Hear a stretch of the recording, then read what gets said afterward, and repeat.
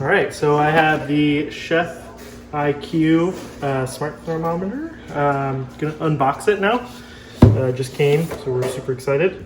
So first off, packaging is on point, super nice. And then opening it up, this one looks like it's sealed over here. That's the thermometer.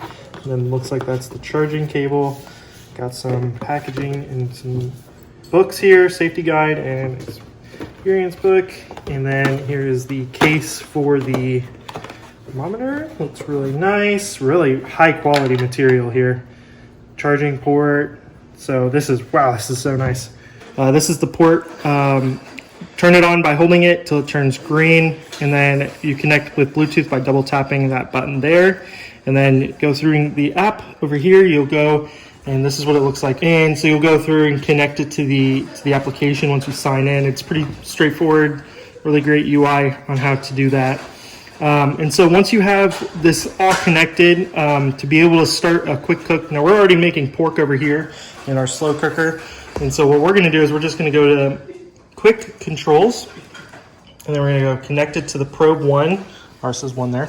And then what you're gonna do is you're gonna hit this start button. Now you can go through this little menu here, but we're just gonna do a quick set. We're gonna go with pork medium, which then selects the temperature that we're looking for. And then the bunch of advanced options that we don't really, we'll just hit start cooking.